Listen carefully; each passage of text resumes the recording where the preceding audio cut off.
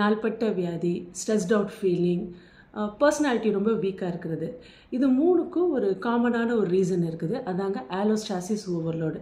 ஆலோஸ்டாசிஸ்னால் என்ன, ஆலோஸ்டாசிஸ் ஓவர்லோட்னா என்ன, இதை எப்படி நம்ம ப்ரிவென்ட் பண்ணலாம் அப்படிங்கிறத இந்த வீடியோவில் நம்ம பார்க்கலாம்.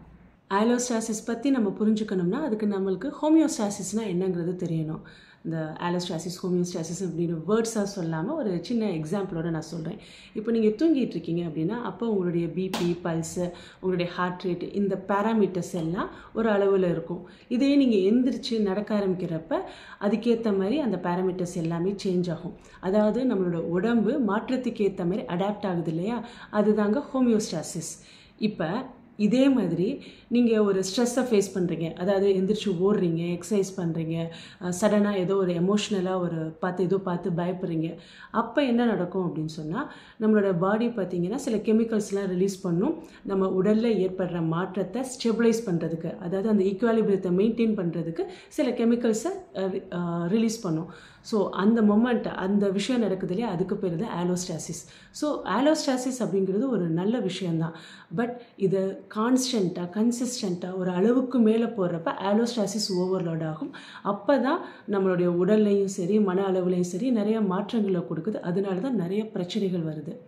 நாள்பட்ட வியாதிக்கு இந்த ஆலோஸ்டாசிஸ் ஓவர்லோடு எப்படி காரணமாக இருக்குது அப்படின்னா, ஒரு ஸ்ட்ரெஸ் இதர் ஃபிசிக்கலாகவோ இல்லை மென்டலாகவோ கான்ஸ்டண்ட்டாக இருந்துகிட்டே இருக்கும் பட்சத்தில் முதல்ல நம்ம பாடி பார்த்திங்கன்னா அந்த கெமிக்கல்ஸ்லாம் ரிலீஸ் பண்ணி அந்த ஈக்குவாலிபிரியத்தை மெயின்டைன் பண்ணுறதுக்கு முயற்சிக்கும். பட் அது பர்சிஸ்டண்ட்டாக தொடர்ச்சியாகவே நம்ம அந்த ஸ்ட்ரெஸ்ஸோடையே இருக்கும் பட்சத்தில் ஆட்டோமேட்டிக்காக ஆலோஸ்டாசிஸ் ஓவர்லோட் நடக்கும். அதனால தாங்க நிறைய இதய வியாதிகள், hypertension, BP, even cancer கூட இந்த ஆலோஸ்டாசிஸ் ஓவர்லோட அசோசியேட்டான ஒரு விஷயமா இருக்குது. முக்கியமாக mental health issues like anxiety, depression, இது எல்லாத்துக்குமே ஆலோஸ்டாசிஸ் ஓவர்லோட் ஒரு முக்கியமான காரணமாக இருக்குது. அதேமாரி இந்த ஸ்ட்ரெஸ் அப்படிங்கிறது முக்கியமாக மாற்றத்தை தான் குறிக்குது. ஒரு சேஞ்ச் ஏற்படுறப்ப தான் நம்ம ஃபஸ்ட்டு ஸ்ட்ரெஸ் ஆக ஆரம்பிக்கிறோம்.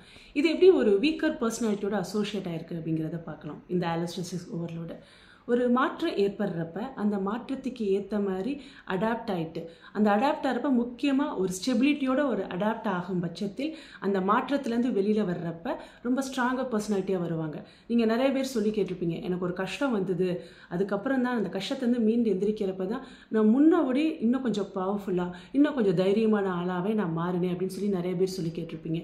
ஏன்னா அந்த மாற்றத்துக்கு ஏற்ற மாதிரி அவங்க ஸ்டெபிலிட்டியோட அடாப்ட் ஆகிறாங்க. இதை நம்ம இன்னொரு விஷயமாகவும் திங்க் பண்ண ஆரம்பிக்கணும், பார்க்க ஆரம்பிக்கணும். அப்படி ஒரு மாற்றம் ஏற்படுறப்ப அதோட அடாப்ட் ஆகிறேங்கிற பேரில் அதோட அட்ஜஸ்ட் பண்ணி அதோட ஒரு ஸ்ட்ரெஸ்ஸோடையே ஓடிக்கிட்டு இருக்குது. அந்த ஸ்ட்ரெஸ் எக்ஸ்டர்னலாகவும் இருக்கலாம், இன்டர்னலாகவும் இருக்கலாம்.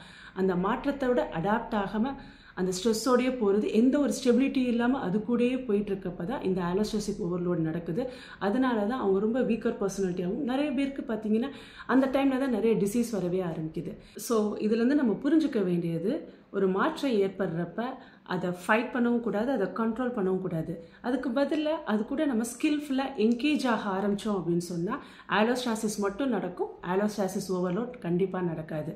ஓகே, இந்த ஆலோஸ்டாசிஸை எப்படி ஹெல்த்தியாக யூஸ் பண்ணுறது, ஆலோஸ்டாசிஸ் ஓவர்லோடு போகாமல் அப்படின்னு கேட்டிங்கன்னா அதுக்கு ஒரு சிம்பிளான ஆன்சர் தான், but very difficult to practice. என்னென்ன அப்படின்னா, நீங்கள் ஃபோக்கஸ் பண்ண வேண்டியது உங்களுடைய பிஹேவியர்ஸ் அண்ட் ஹேபிட்ஸ் தான்.